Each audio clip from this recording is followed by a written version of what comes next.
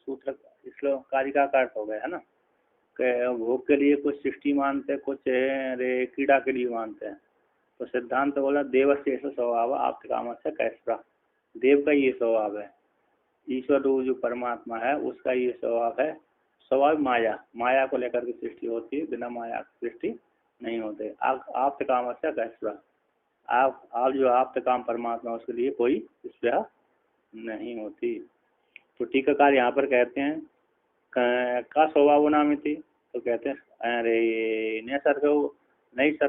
नैसर्गिक बोलते अनादि सिद्ध जी परमात्मा, अनादि सिद्ध है, अनादि सिद्ध अपरोक्ष, परोक्ष नहीं है अपरोक्ष।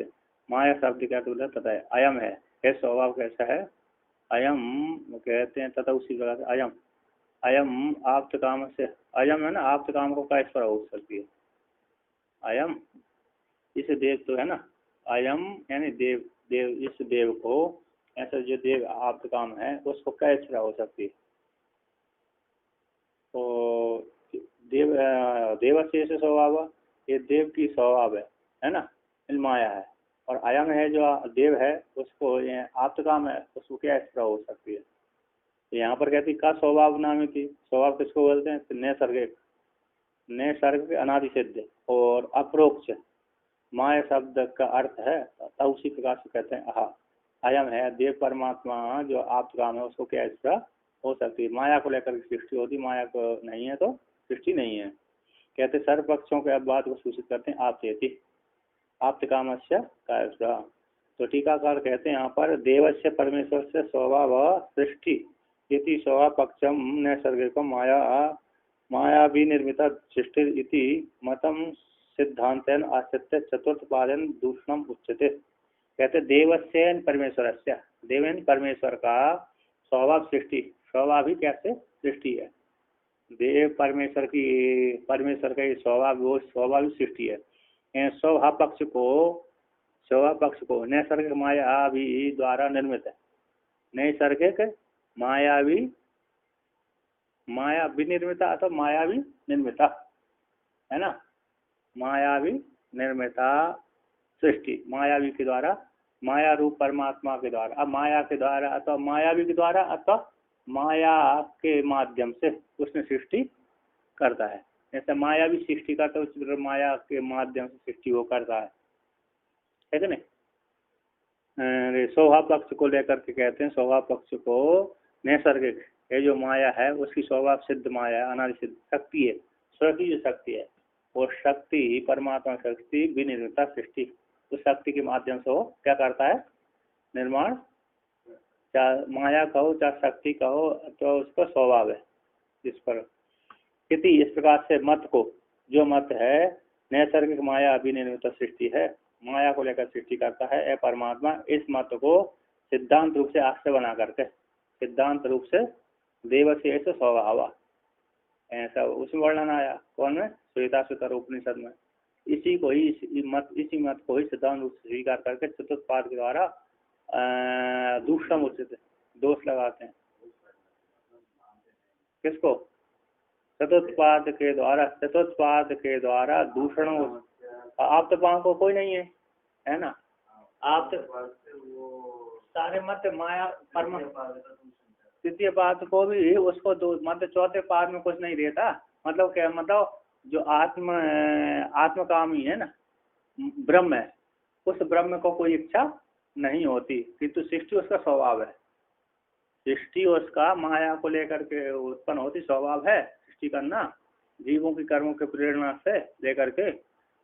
और निर्विशेष कूटस्थ परमात्मा में, निर्विशेष कूटस्थ परमात्मा में कोई भी इच्छा उत्पन्न नहीं होती है ना। सिद्धांत से इदम ये है ना, इस मत को नैसर्गिक माया भी निर्मित सृष्टि है, कौन सा देवस्य स्वभाव, देवस्य परमेश्वर स्वभाव सृष्टि है जो स्वभाव पक्ष को स्वभाव नैसर्गिक माया निर्मिता, इस जो सृष्टि है ये स्वभाव पक्ष है, यानी कैसे स्वभाव पक्ष वाला नैसर्गिक माया भी निर्मित जो सृष्टि है, इस मत को सिद्धांत रूप से स्वीकार करके, सिद्धांत रूप से स्वीकार करके कहते हैं, स्वीकार करके चतुर्थ पाद के द्वारा दूषणम भी कहते हैं, उच्चते आप्त काम से कैसा, आप्त काम को में कोई इच्छा नहीं होती, किंतु फिर सृष्टि क्यों कर रहा है? प्रयोजन बिना मंदो भी ना रहते हैं।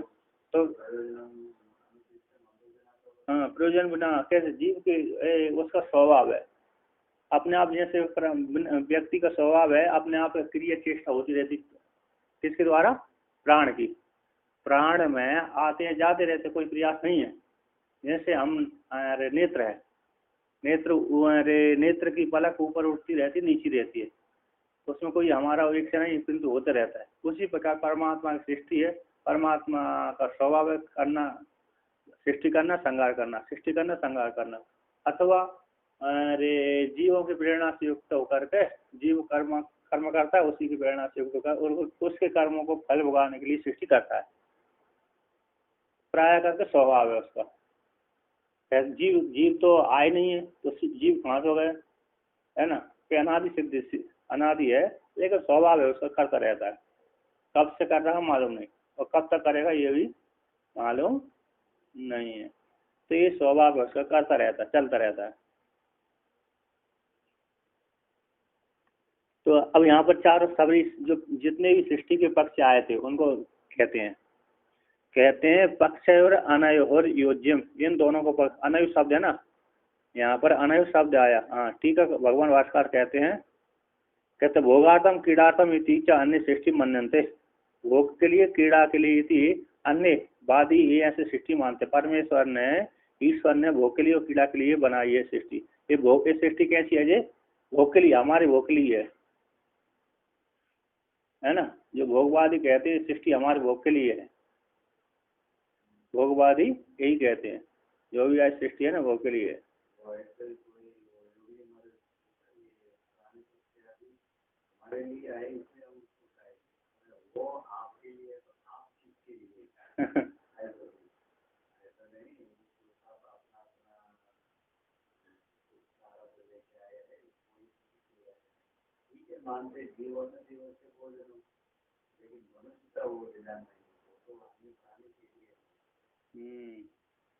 तो यहाँ पर बहुत से लोग कहते हैं भोग के लिए है, तो अन्य के लिए नहीं, क्रीड़ा के लिए, खेलने के लिए है। ये संसार की कितनी संपत्ति है, इसमें संसार में रहने वाले सभी प्राणियों का अधिकार है। मनुष्य क्या सोचता है कि जो सारी संपत्ति है ना मेरी है, तो मानव के लिए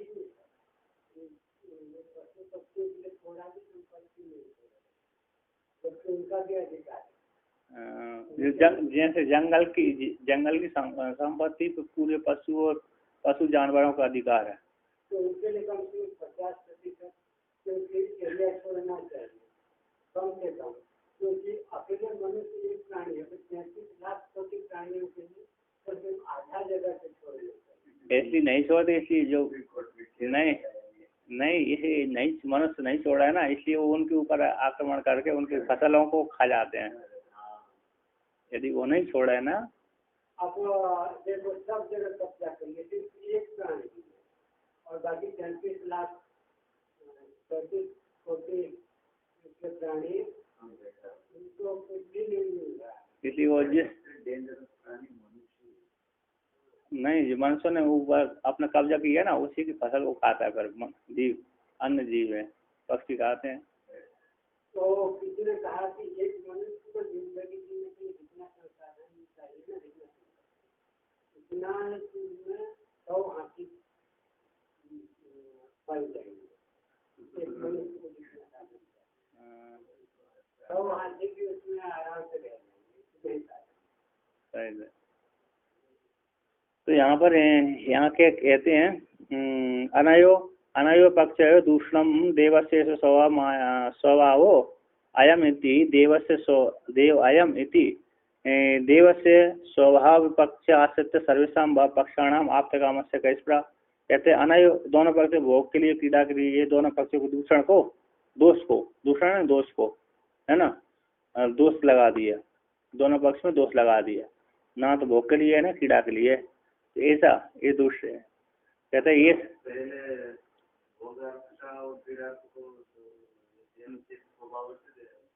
हाँ खंडन कर, हाँ इसका भी मान लीजिए। और क्या कहते हैं देवस्य ऐसा स्वभाव अयम इति, देवता है, देव परमात्मा की, इस ब्रह्म की ये सब स्वभाव मतलब माया, माया है, माया के द्वारा सृष्टि को करता है। अयम इति, अयम है देव का स्वभाव पक्ष है ना, अयम है देवस्य, देव का स्वभाव पक्ष को आश्रय बना करके, स्वभाव पक्ष को माया को लेकर के, स्वभाव पक्ष को आश्रय बना करके सर्वेशम पक्षाणाम, जो पहले से पक्ष आए थे ऐसे सारे पक्षों के आप कामस का स्पर्श, जितने भी सारे पक्ष आप कामस के द्वारा खंडन कर दिया। किसका कर दिया? आप तक कामस्य का इस शब्द के द्वारा सभी पक्षों को खंडन कर दिया कि परमात्मा में कोई कामना नहीं होती। ये तो माया का स्वभाव है, देव ईश्वर की माया का स्वभाव है सृष्टि करना, है क्या ना? किसकी स्वभाव है? ईश्वर की माया का स्वभाव है। ईश्वर की जो माया, देवस्य स्वभाव, देवता का देवस्य देव की ये तो स्वभाव है।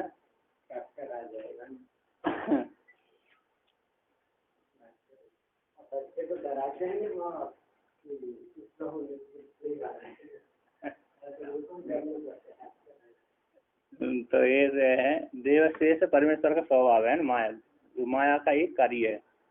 अब यहाँ पर कहते हैं, आगे कहते हैं आप काम से क्या, आप काम को काम नहीं होती, नहीं रज्ज्वादि नाम अविद्या स्वभाव व्यतिरिक्ण सर्पादि आवश्यक कारणम सत्यम भक्तम, क्योंकि रज्ज्वादि अधिष्ठानों का, रज्ज्वादि नाम अविद्या स्वभाव बिना, रज्ज्वादियों रूप अधिष्ठानों का अविद्या रूप स्वभाव के बिना सर्पादि जो आवश्य है, सर्पादि कौन से आवासत्व में कारण वक्तुम न सकते, समर्थ नहीं होता।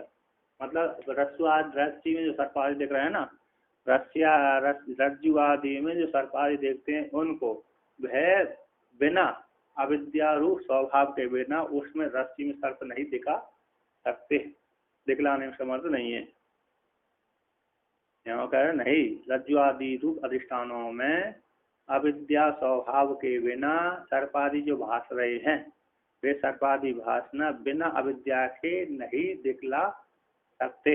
रस्सी आदि में, रस्सी आदि अधिष्ठान में बिना अविद्या रूप अज्ञान के, भ्रांति को लेकर के, है ना, भ्रांति के बिना डायरेक्ट है अपरोक्ष रूप से सर्प आदि को उसमें दिखलाने में समर्थ नहीं है, नहीं हो सकते। तो यहाँ पर कहते हैं भगवान टीकाकार कहते हैं, यानी सर्पादि का आवास में कौन हेतु है? अविद्या ही है। तभी वो अविद्या को लेकर के सर्पादि उसमें भ्रांति से प्रतीत हो जाते हैं। किसमें हो जाते हैं? रस्सी रूप अधिष्ठान में। तो यहाँ पर कहते हैं, क्या कहते हैं, तो नैसर्गिक सृष्टि मतम सिद्धांत शास्त्र करके चतुर्थ पाद के द्वारा सबकी दोष, चारों पाद के द्वारा सभी को दोष कह दिया है ना। आप काम का स्प्रा, आप काम में कोई स्प्रा नहीं होती, इसी सारे पक्षों को खंडन कर दिया। तो ये माया का स्वभाव है। अब कहते हैं पक्ष और अनयुज्यम, दोनों पक्षों को अनयु शब्द है ना, अनयु शब्द से कीड़ातम भोगार्थम, इसको ग्रहित कर लेना चाहिए। ईश्वरस्य ईश्वरत्व ख्यापनम सृष्टि एक पक्ष, कैसे ईश्वर की ईश्वरत्व ख्यापन करने के लिए सृष्टि करता है। ईश्वर ने अपने ऐश्वर्य ख्यापन करने के लिए सृष्टि की है, अपने ऐश्वर्य दिखाया है। ऐसे व्यक्ति ऐश्वर्य एक ने, है ना, एक को उदाहरण देता है, एक महिला ने आभूषण खरीदे, तो आभूषण नया खरीदा होगा, और गांव में दिखाते रहते हैं। किस में दिखाते हैं? और गांव शहरों में नहीं दिखाती, वो महिलाएं आदि कम होती, कम वो ज़्यादा नहीं रखते, किंतु गांव वाली महिलाएं ना वो दिखाने में ज़्यादा माहिर होती हैं। तो आभूषण खरीदा होगा, अब आभूषण खरीदने के पश्चात अब वो पैर के आई, तो कई महिलाओं के सामने गई वो आभूषण पहन करके, किसी ने आदर नहीं दिया उसको देख तो लेती थी लेकिन नहीं बोला, उन्होंने नहीं बोला होगा। अब किसी के सामने कुछ उसने फोड़ दिया, कुछ कर दिया, तो किसी जब उस महिला ने किसी को मार दिया, तो फोड़ फाड़ दिया किसी को, तो उसने कहा अरे तुमने ये आभूषण क्यों कब पहना? अरे मैं इसको दिखाने के लिए कब से इंतजार कर रही हूँ, जब मैंने नुकसान कर दिया तब बोली तो कुछ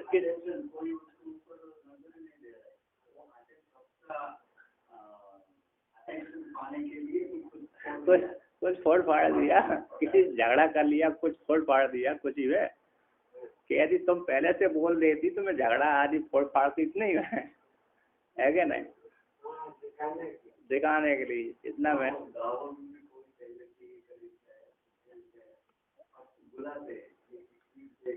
हाँ। और ऐसा है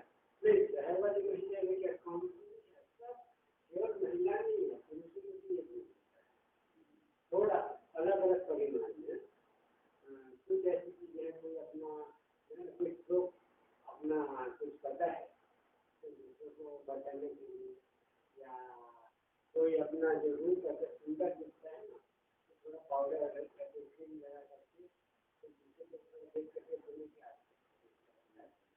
नहीं। हाँ ठीक है, लेकिन परसों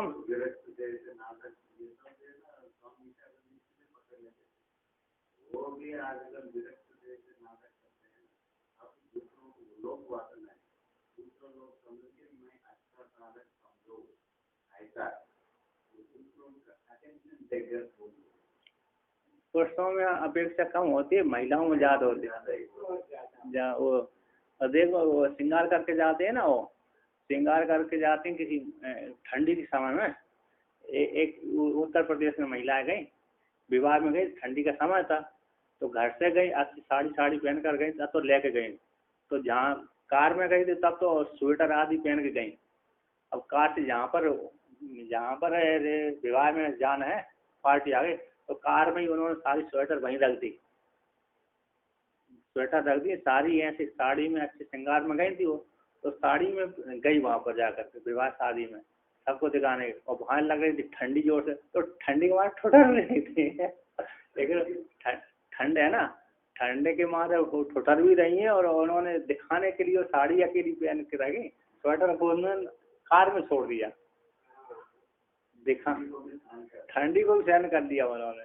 जब वही ठुठर भी इतनी वो नहीं पहने, कहीं यदि ठुठर से पहनेंगे तो हमारा श्रृंगार, हमने इतना सुंदर श्रृंगार पहना किया है, और ये जो साड़ी हमने पहनी है, मंगलसूत्र आदि जो सोने का आभूषण आदि पहने, वो कौन देखेगा। तो अभी वो एक क्या हुआ था किसी पार्टी में एक एक्सेस टाइप का था, तो वो क्या वो तो कम कपड़े पहनते ना, सब खुला तो गर्मी का मौसम था, वहाँ पे एसी था, और सब लोग तो पार्टी में सूट पैंट पहन करके फुल फुल आते हैं, तो एसी कूलर में कुछ ज़्यादा ही ठंडा था। अच्छा, अब ये तो कुछ भी नहीं करते, ठंड से कितना ठंड है यहाँ पर। हाँ, तो यहाँ पर कहते हैं ईश्वर की ईश्वरत्व ज्ञापन सृष्टि एक पक्ष हो गया, और स्वप्न माया स्वरूपा स्वप्न स्वरूपा माया स्वरूपा दूसरी सृष्टि हो गई ना, स्वप्न स्वरूपा और माया स्वरूपा बस सृष्टि पक्ष द्वय को ईश्वर का सत्य संकल्प सृष्टि थी पक्षांतर, स्वप्न के जैसी और माया के जैसी है ना, स्वप्न अथवा माया के जैसी सृष्टि यदि पक्ष द्वय को भी ईश्वर का सत्य संकल्प सृष्टि ऐसा पक्षांतर, ईश्वर का ही सत्य संकल्प है, ईश्वर सत्य संकल्प उसी प्रकार स्वप्न के जैसी अथवा माया के जैसी उसने सृष्टि रखी, ये भी है दूसरा पक्ष होगा। वो कुछ कहते हैं काला देव जगत सृष्टि न ईश्वर, काल से सृष्टि उत्पन्न हुई, ईश्वर से सृष्टि नहीं हो। किससे हुई, मैं जो कालवादी है ना, ज्योतिष करने वाले अथवा जन्य नाम जन को काला जगता मात्रा में था, ऐसा कहते हैं जन्नों का जनक काल है कि जगत का आश्रय वही है, तो जगत काल से उत्पत्ति होती है, ईश्वर से नहीं होती। ऐसे यहाँ पर नैयायिक कह रहा है मीमांसक और मीमांसक के बाद कौन आ गए, सांख्यवादी, दोनों ईश्वर को मानते ही नहीं है ना, सांख्य के मत में ईश्वर नहीं है, और नैयायिक और पूर्व मीमांसा में ईश्वर तो ही नहीं है। पुरुष मानता है, सृष्टि तो सृष्टि उनकी प्रकृति करती, पुरुष नहीं करते, पुरुष के विषय में तो असंग वही पुरुष कहते हैं, ऐसे ही रहता है। योग मत में तो ईश्वर मानते हैं, तो ईश्वर सबके ऊपर शासन करने वाला है, ईश्वर प्रणिधानाद्वा, इसे उन्होंने ईश्वर सिद्ध किया है। तो ईश्वर शब्द का शासन करते, ईश्वर ने प्रकृति में क्षोभ पैदा कर देता है, तो क्षोभ पैदा कर देता है, सृष्टि उत्पन्न हो जाती है, ईश्वर की प्रेरणा से होती है, तो ईश्वर ही स्वयं करता है। तो योग सूत्र में तो ईश्वर मानते, किंतु सांख्य में तो ईश्वर को ही नहीं मानते। वो सहसंग तो प्रकृति को उन्होंने कर्ता माना है, भोक्ता पुरुष को प्रकृति करता, जड़ को उन्होंने कर्ता माना है और असंग को भोक्ता माना है। और सारे मीमांसा तो देवता को मानते नहीं है, मंत्र वर्ण की है देवता। कैसे है? मंत्र वर्ण की, ईश्वर नहीं है, देवता नहीं है। जो आए हैं देव इंद्र आदि के जो नाम आए और तो नाम है, और जो विग्रह आदि आए हैं वो तो अर्थवाद वाक्य है। कैसे है? अर्थवाद, अर्थवाद स्वरूप में स्वतः प्रमाणवाद नहीं होते। अर्थवाद जो वाक्य होते हैं ना, स्वतः प्रमाण है, उसमें स्वपक्ष स्वरूप से वो प्रमाण नहीं होते, है कि नहीं। और स्तुति के लिए अर्थवाद वाक्य मतलब स्तुति के लिए है कि तुम एक कर्म करोगे तुम इंद्र जैसे प्राप्त हो जाओगे, तुम ब्रह्म हो जाओगे, ऐसे असंग व्यापक ब्रह्म है, उसी प्रकार तुम हो जाओगे कर्म करोगे। तो जैसे हिरण्यगर वहां पर वर्णन मंत्र ने वर्णन कर दिया, उस जैसे हो जाओगे। तो वो यजमान की स्तुति है, वो इंद्रात्व बन जाना यजमान की स्तुति है। स्वर्ग ही मोक्ष, क्या है? स्वर्ग ही मोक्ष है। तो यहाँ पर ऐसे कहते, तो ये है ना कि ईश्वरस्तु कहते हैं, ईश्वर से क्यों नहीं होती सृष्टि, बोलते ईश्वरस्तु उदासीन, ईश्वर तो कैसा है? उदासीन है। तो सांख्यवादियों का जो ईश्वर रूप जो पुरुष है ना वो उदासीन है, और तो ये सृष्टि कैसे करेगा? तो कहते हैं तत्र है विकल्पांतरम, उसमें वो दोनों उन पक्षों के विकल्प को लेकर कहते हैं वहां पर। तो विकल्पांतर आकर के कहते हैं भोगात्म कीटात्म व सृष्टि, किसी कहते हैं भोग के लिए, किसी कहते हैं जैसे कुछ वादी कहते हैं स्त्री आदि बनाई है ना परमात्मा ने, हमारे भोग की साधन है वो, किसी स्त्री में कोई अधिकार नहीं है कि नहीं। कुछ वादी कहते हैं जो सृष्टि बनाई स्त्री आदि हैं हमारे भोग के लिए, भोग का साधन है तो ऐसा तो कहते हैं भोग आते हैं नास्तिक मत वाले, है ना। तो भोग के लिए, पीड़ा के लिए,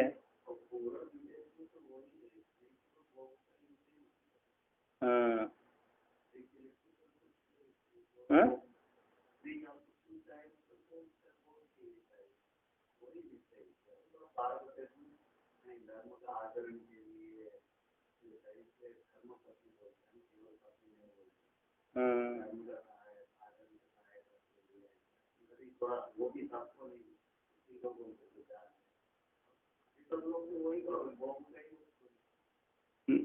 नहीं, उसमें ये है ना पुरुष भोग का वस्तु नहीं, पुरुष के लिए वो है, ऐसा मानते हैं कुछ बात, कुछ का मत है ऐसा। हाँ तो ऐसा कुछ का मत है। तो कहते हैं यहाँ सृष्टि कीड़ा के लिए, कुछ कीड़ा के लिए इति इस प्रकार से फलगतम च विकल्प जो है, फल से प्राप्त है ना, फलगतम फलगतम प्राप्तम, फल के द्वारा प्राप्त है, विकल्प दो होगा, विकल्प पूर्वक कोई भोग के लिए कोई कीड़ा के लिए, खेल के लिए, ऐसा फल दो, ऐसा फलवत है, फल के लिए है, फल के लिए भोगने के लिए, कीड़ा करने के लिए आई है, विकल्प दो को लेकर कर।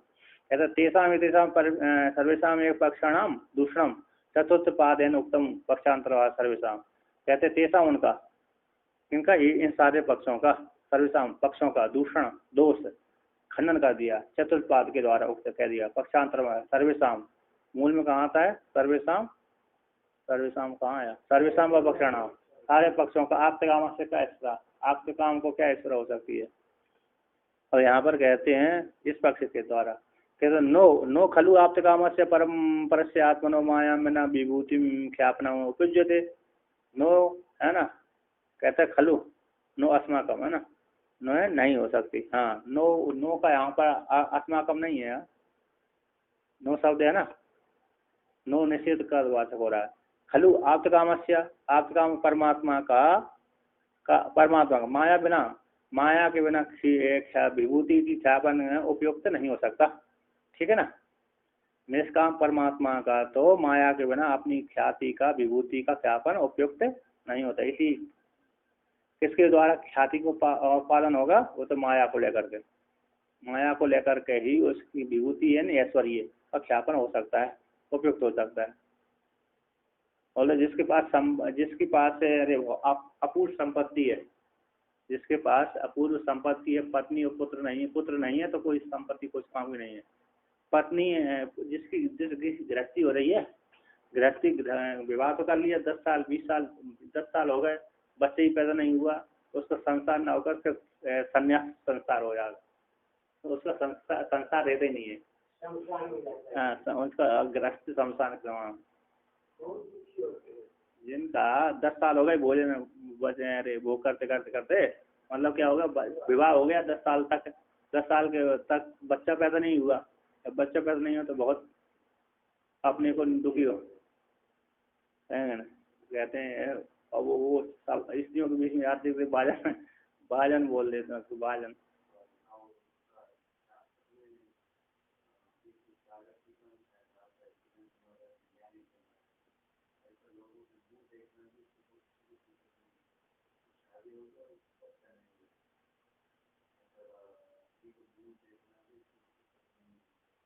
नहीं ऐसी नहीं है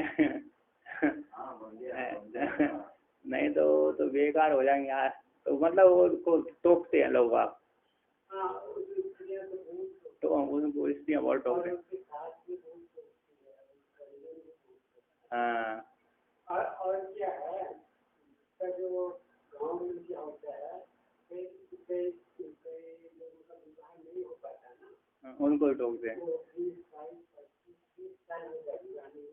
हाँ तो उसके हाथ में जो दक्षिणा है वही उनको टाइम में मारती और उनके दक्षिण हो। मैं एक जगह गया था अभी, यहाँ मैं स्वामी जी के पास में, वहाँ पर थे उसके लड़का और लड़कियाँ जिसके आश्रम में आता था, और विवाह नहीं हुआ, उसका पिता विवाह ही नहीं करता है, जानबूझ के नहीं करता नहीं ऐसी विवाह लड़की कर देता, उसकी लड़की के 2-3-4 बच्चे पैदा हो जाते, नहीं लड़की को विवाह इतनी बड़ी हो चुकी है वो, लेकिन करता ही नहीं है उसका पिता। नहीं तो भगवान जाने उसकी मर्जी, हो सकता बड़ा और बड़े हो जाए, क्या वो नहीं बुढ़े ही हो जाएंगे। और लड़की तो जाते किसी से वो प्रेम भी करती है, वो तो 8-10 साल से वो तो जा ही रही है, लड़के भी जाते हैं लेकिन पिता करते नहीं। क्या हुआ था एक बार, एक नौकरी तो लग उससे सैलरी हो गया 25-40 बाद में बढ़ते ज़्यादा हो सकता है, तो उसकी सैलरी के लोग तो उसका विवाह ही नहीं। अच्छा विवाह करेंगे जिससे कमाई उधर जाएगा, हाँ नहीं करेगा तो फिर उसमें मार के ना कितना पाप लगेगा, बेटी का धन खा रहे हो, जब भगवान तुम खुद तो नरक में जाओगे, मेरे कोई सामने नरक में जाओ, ऐसे बहुत गाने में, लेकिन वो लड़की बहुत अच्छी। अच्छा तो बोले मैं दोनों जीवन भर पालूंगी।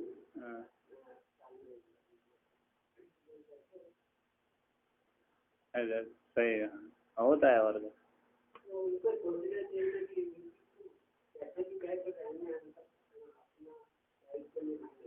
हाँ यहाँ पर कहते हैं न च स्वप्न मायाभ्याम सारूप्यम अंतरेण सारूप्यम अंतरेण स्वप्न माया सृष्टि शक्यते न च, और स्वप्न माया के द्वारा, स्वप्न माया के द्वारा, स्वप्न माया से, स्वप्न माया के समान सारूप्य के बिना, स्वप्न माया के द्वारा सारूप्य के बिना, चेतन रूप अधिष्ठान के बिना स्वप्न माया सृष्टि है ना, रचना सृष्टि की रचना करने में समर्थ नहीं है। स्वप्न माया के जैसी, स्वप्न माया के द्वारा अर्थ स्वप्न माया जैसी सारूप्य के बिना, के बिना अधिष्ठान के बिना, सारूप्य के बिना अधिष्ठान के बिना, अब स्वप्न माया जैसी सृष्टि, स्वप्न माया सृष्टि करना है तो उसकी जैसी सृष्टि करना है तो किसके द्वारा करेगा, चेतन परमात्मा के द्वारा सृष्टि होगी, नहीं होगी। तो अधिष्ठान के बिना कैसे सृष्टि हो सकती है। स्वप्न माया की सृष्टि भी करेगा तो अधिष्ठान कोई ना कोई अधिष्ठान चाहिए, है ना। तो स्वप्न और माया भी सृष्टि हो ना, स्वप्न और माया की जैसे सृष्टि हो तो कहाँ पर स्वप्न की सृष्टि कैसे होगी?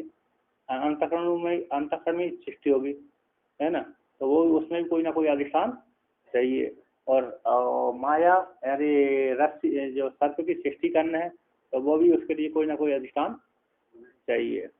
तो कहते हैं स्वप्न माया के जैसी, स्वप्न माया के द्वारा तो स्वप्न माया के जैसी सारूप के बिना, अधिष्ठान के बिना स्वप्न माया सृष्टि की रचना करने की समर्थ नहीं है ना। उसी जैसी तो आगे कहते हैं चेतन अधिष्ठान के बिना, चेतन अधिष्ठान के बिना स्वप्न माया की सृष्टि करने के लिए सामर्थ्य नहीं। स्वप्न माया जैसी, स्वप्न माया जैसी सृष्टि है ना, चेतन परमात्मा अधिष्ठान के बिना स्वप्न माया की सृष्टि नहीं हो सकती, है ना। स्वप्न माया माया से भी नहीं हो सकती, स्वतंत्र माया से भी नहीं हो सकती, स्वतंत्र परमात्मा से भी नहीं हो सकती। स्वप्न माया की सृष्टि भी स्वप्न माया से भी नहीं हो सकती और चेतन परमात्मा स्वतंत्र भी नहीं हो सकती। शिव सत्यायुक्तो यदि भवति सक्ता प्रभुत्वं न चेदेवो देवम न खलु कुशला स्पंदितुम अपि अतस्त्वं सम्राज्य, है ना, अतस्त्वं सम्राज्य। शिवारे उसमें ना सौंदर्य कहा शिवा शक्ति युक्त यदि भवती सक्ता प्रभुत्वम, शिव शक्ति से युक्त होता है सृष्टि करने में समर्थ होता है, और शिव शक्ति से युक्त नहीं होता तो सृष्टि करने में समर्थ नहीं हो सकता। अब कैसे शिव ही कर दे शक्ति कर दे, नहीं, स्त्री पुरुषों में जब संबंध हो तभी पुत्र पैदा होता, नहीं तो दोनों अलग अलग घूमना तो कई पुत्र पैदा हो जाते, है ना। यदि दोनों संबंध नहीं हुआ तो पुत्र नहीं होता। यदि अलग स्वतंत्र एक एक कर दे, पुत्र भी पुरुष भी कर दे, बहुत सृष्टि पुरुष से ही पुरुष करता रहे, तो स्त्री करता रहे, तो ऐसा नहीं होता। नहीं तो हजार से कितनी साल स्त्रियां तो पैदा हो गई, इतनी होकर के करती रही स्वयं। वहाँ तो शक्ति अंतर्भूत हुई है, देवी शक्ति से हुआ है, देवी शक्ति को छोड़ दिया।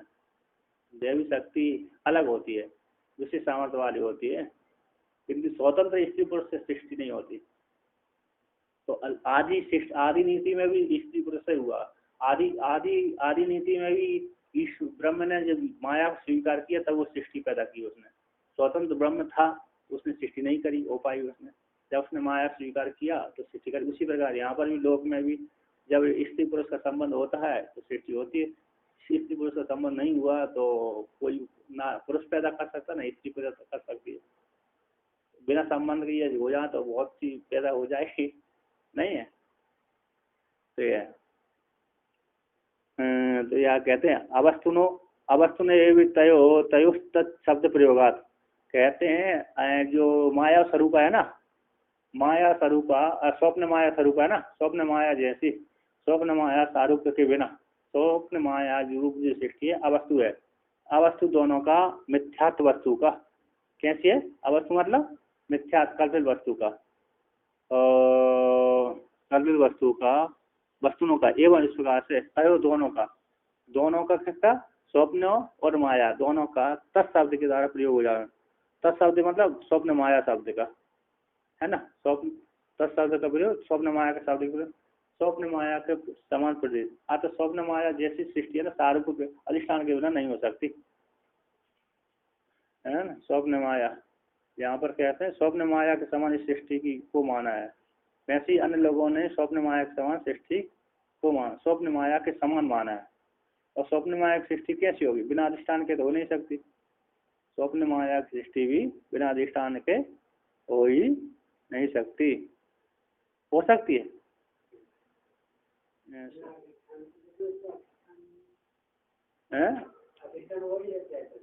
चेतन है, स्वप्न है ना। भगवान भास्कर है ना, मुमुक्षु तो सृष्टि में आदर नहीं रखते, शिष्टा में आदर रखते हैं, है ना। स्वप्न माया स्वरूप है ना, स्वप्न माया स्वरूप माया स्वरूप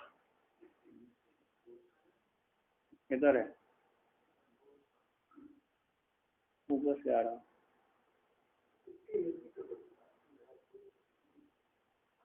रोड रास्ता। तो यहाँ पर कहते हैं तो अवस्तु मिथ्या वस्तु है स्वप्न माया दोनों का तत्शब्द का प्रयोग होने से, है ना। तत्शब्द का प्रयोग मतलब वो कैसी है? मिथ्या है। तो उनकी जैसी सृष्टि करने तो अधिष्ठान आदि चाहिए, उनकी जैसी चाहिए उपादान आदि कारण चाहिए और कोई अधिष्ठान चाहिए, तब उसकी जैसी सृष्टि उसमें परमात्मा होगी। अधिष्ठान के बिना सृष्टि नहीं हो सकती। अंतर है ना, सारूप के बिना उसकी सृष्टि के स्वप्न माया के द्वारा जो सृष्टि हो, स्वप्न माया के द्वारा सृष्टि होती है, सारूप के बिना, है ना। न चाह स्वप्न माया के द्वारा, यहाँ पर स्वप्न माया तृतीय ले लीजिए, है ना। क्या ले लेना चाहिए? तृतीय के लिए या तो स्वप्न माया से, तृतीय या तो पंचमी, है ना। तृतीय ले सकते हैं या तो पंचमी ले सकते हैं, पंचमी विभक्ति।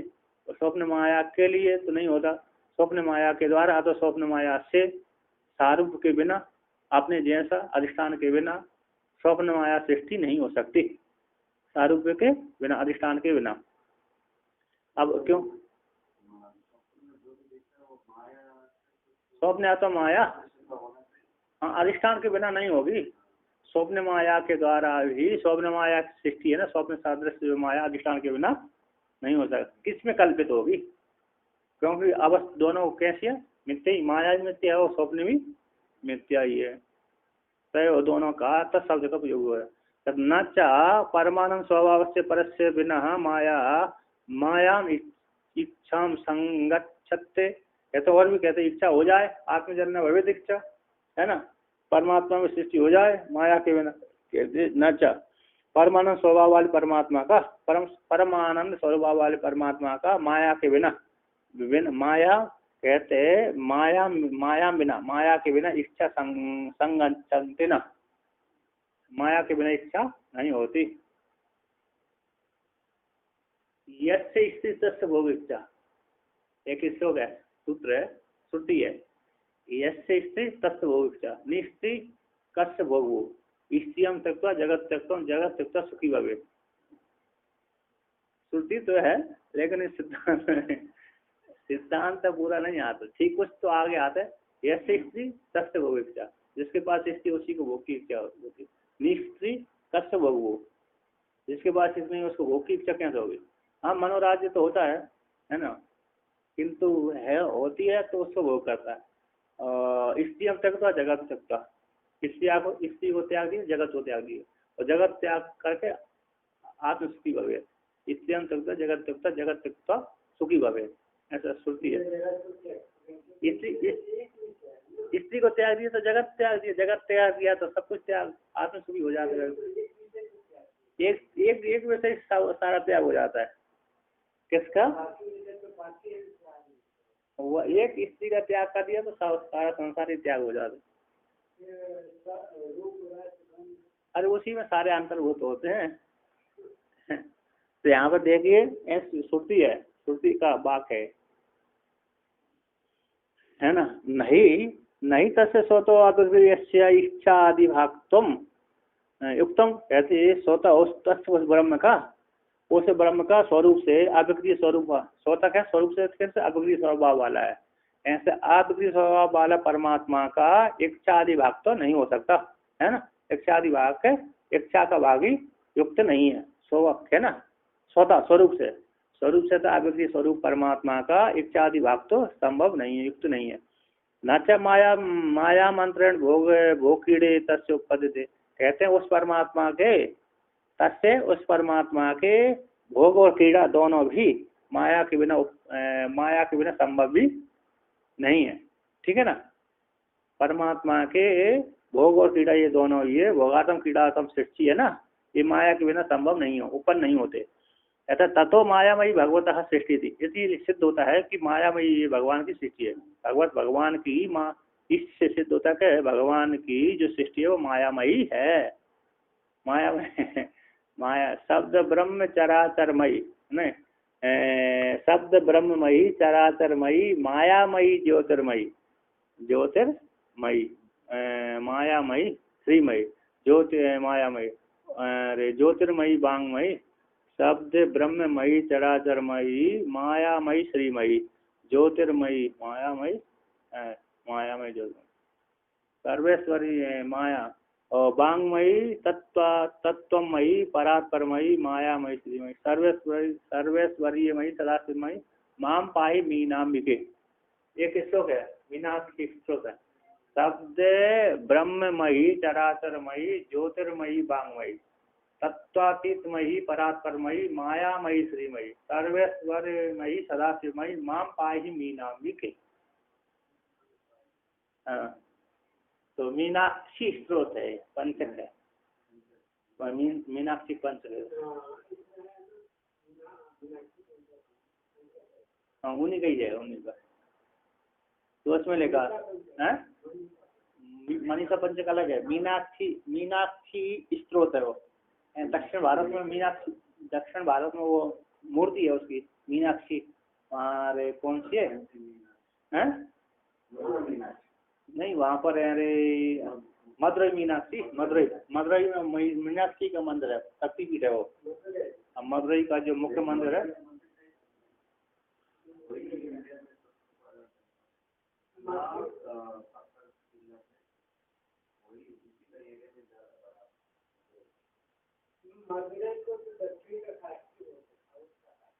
हो सकता है, लेकिन वो शक्तिपीठ है वो।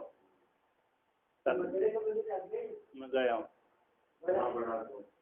तो मेरे तो वहाँ रुकने का साधन अच्छा नहीं था वो, क्योंकि वो शहर तो है वो। वहाँ पर क्या हुआ ना, बीच में मंदिर है, उसके चारों तरफ वो उसको डिजाइन उससे बनाया था। पहले बीच में मंदिर रखा है, उसके चारों तरफ नगर बसाया है, उसको बीच में लिया है और उससे बसाया है, तरीके से बनाया उसको। हाँ चारों एक सामने का दरवाजा आएगा, एक इधर का दरवाजा आएगा, इधर का, एक चारों दरवाजे से सीधा सीधा हाईवे रोड जाएगा। सारे रास्ते मंदिर में आकर टकराएंगे। मतलब बहुत रास्ता है तो रास्ता होगा।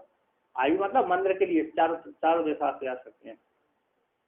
हाईवे रोड तो नहीं, ये इतना बड़ा विशाल हाईवे रोड तो फिर अलग से कर देते हैं। पहले के तो हाईवे रोड भी तो यार हाथी घोड़े से चलते थे, तो लोग उससे पर वो थोड़ी डरते थे, मतलब हैं राजमार्ग बोलते थे, राजमार्ग होता है। तो मतलब वो आते पहले से, अभी तो एक्सीडेंट आदि हो जाते ना वाहनों से, पहले तो एक्सीडेंट नहीं होते थे, लेकिन जोर से कोई घोड़ा दौड़ा के जाए, व्यक्ति पालक जा रहा है तो उसको मर जाता था। किंतु प्राय करके अभी ज्यादा होते हैं, उस काल में भी होते थे, मतलब नहीं देख पाए घोड़ा अश्व है, हाथी आदि है। हाँ नहीं जब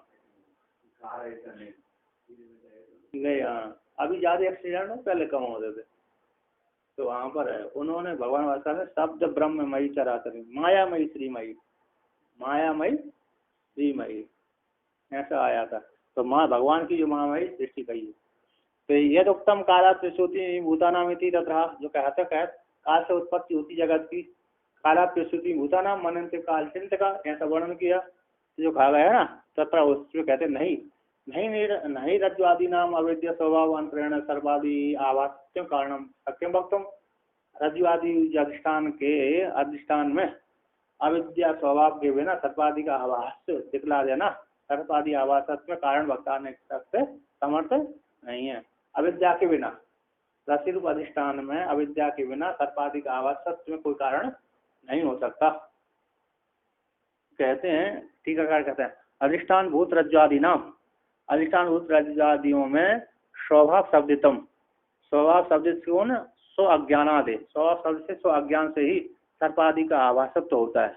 ऐसा जिस प्रकार से है ना, ऐसा जिस रज्जु रूप अधिष्ठान में है ना, स्वभाव शब्द से स्व अज्ञान से ही सर्पादि का आभासत्व दिखता है।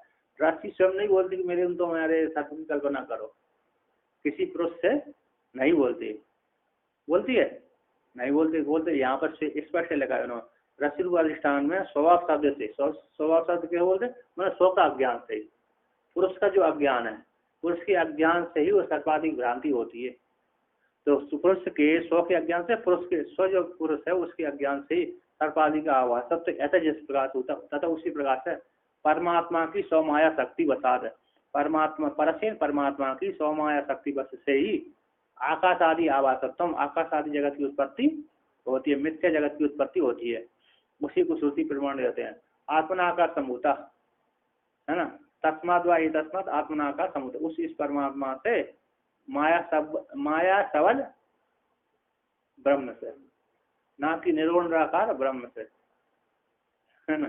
निर्गुण निर्गुण निराकार, निर्गुण निराकार परमात्मा से, निर्गुण निर्गुण सगुण क्या बोलता, निर्गुण सगुण, निर्गुण सगुण ब्रह्म से होता है ना। आपने कहा निर्गुण निर्गुण साकार नहीं कहना है। तो निर्गुण सगुण ब्रह्म से सृष्टि होती है ना। हाँ सगुण, सगुण है, फिर सगुण निराकार फिर गलत बोल दिए, पहले ही तो आपने काटा था। निर्गुण निर्गुण निर्गुण हाँ हाँ, तो वही तो हो रहा उल्टा पीस, वही तो निराकार है उसको सकता है, लेकिन जो निर्गुण है वो साकार नहीं है। हाँ, दो एक ही तीन निर्गुण निराकार। हाँ ये है। उसको मैं लिखा भी था कैसे है, दो को एक बोले थे ना, निर्गुण साकार है, सगुण निराकार, दोनों समान है, समान बात ही थे। मैंने तो आपने सगुण, मैंने निर्गुण साकार बोला था, आपने इसमें टोका था है। आपने, मैंने तो ठीक ही बोला था, मैंने पर्यायवाची करके बोला था वही है, निर्गुण साकार। निर्गुण साकार और सगुण निराकार तो एक ही तो है और का। नहीं नहीं, साकार से शरीर नहीं लेना, मतलब कोई गुण ही गुण को ही साकार बोल दिया। जैसे जहाँ पर सगुण साकार तो रूप धारण कर लेता है, राम जी का सगुण साकार रूप है, राम या कृष्ण विष्णु का सगुण साकार रूप है, आकृति है, राम जी का शरीर हो गया। हाँ तो इसमें यहाँ पर अंतर्यामी परमात्मा मात्र शब्द वृत्ति की गति होती है, वहाँ पर शब्द ही साकार है। वहाँ पर क्या है, क्योंकि अंतर्यामी है वो, सबल ब्रह्म है, शब्द की गति, शब्द का विषय बनता है वो।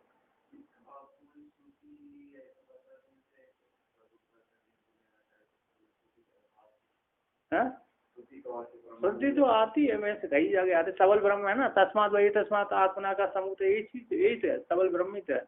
और सदैव समितमग् राशि सबल ब्रह्म है ये, सदैव समितमग् राशि तत्वमसि आदि में जो आया ना, वो सबल ब्रह्म का ही है।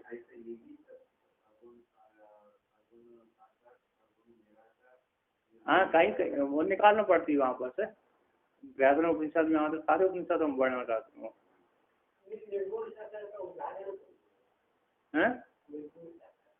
निर्गुण था ईशावास्यमिदं सर्वम, ईशा हाँ सगुण साकार अक्षर ब्रह्म है, निर्गुण सर्वोच्च है, और बीच का तो सबल ब्रह्म कहते हैं उसको। हाँ सगुण निराकार सबल ब्रह्म है उसको आते हैं। नहीं वो आगे करो चाहे पीछे करो, उसको एक आगे घुमाओ पीछे घुमाओ, अंतर्यामी शब्द बोलते हैं। दोनों एक कैसे होंगे, निर्गुण साकार और सगुण निराकार दोनों एक कैसे होंगे? अरे इसको जोड़ दो, इसको ऐसा कर दो, एक ही पर्यावरण। एक में तो निर्गुण आ रहा है। हाँ। और एक सगुण है। हाँ। और एक साकार है और एक निराकार है, दोनों समान कैसे होंगे? क्यों? एक निर्गुण है। हाँ। और एक सगुण है, ये एक पहला आदमी है, पहला आदमी निर्गुण है। हाँ। और दूसरा आदमी सगुण है। हाँ। दोनों समान कैसे होंगे? हाँ, पहला आदमी साकार है और दूसरा आदमी निराकार है, दोनों समान कैसे होंगे? पूरा व्यक्ति देखो। चलिए इसको आप बुद्धि में बिठा लीजिए कि वो दोनों निर्गुण साकार का हो, तो अरे साकार निर्गुण का हो।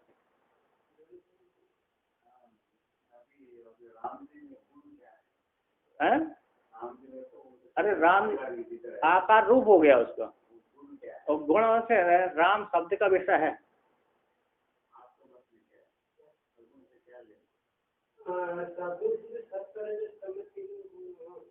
तो परिचिन हो जाता है। हाँ, तीन गुण कहती है, उनसे परिचय कर दिया तीन गुण। तो जो राम कृष्ण आकृति है, आकृति है। और निर्गुण निराकार का सर्वोच्च है। हाँ, और जो माया से अवच्छिन्न जो है अंतर्यामी या जो हाँ, सबल ब्रह्म, वो सगुण निराकार। हाँ, सगुण निराकार हो गया ना। ठीक है, सगुण निराकार है, निराकार तो है ही है। न तस्य प्रतिमा अस्ति, ये श्रुति कहती है उसके विषय में, कोई उसका चिन्ह नहीं। सगुण निराकार बोलता हूँ, ये निर्गुण साकार में है। फिर निर्गुण साकार कैसे हो सकता है? सगुण निराकार का ही उसमें कहा है क्या नहीं। शब्दत्व आदि का विषय बनता है वो। शब्द का एक आकार होता है, कैसा होता है? तन मात्राओं का आकार होता है ना शब्द का। शब्द आदि तन मात्राओं का शब्द का भी विषय बनता है। सबल ब्रह्म में शब्द का भी विषय बनता है। माया स्वीकार कर लेता गुण हो जाता है, माया का रूप है। तो कहते हैं अरे तस्मात् वही तस्मात् आत्मा का समुद्र उससे सृष्टि उत्पन्न हुई। ना तो काल से भूतकारणत्म प्रमाण अभावात है। काल, कोई काल हो ना, भूतकाल, भविष्यकाल, वर्तमान काल, तीनों कोई काल है ना, भूत का कारण नहीं हो सकता, कोई उसमें कोई प्रमाण नहीं है ना।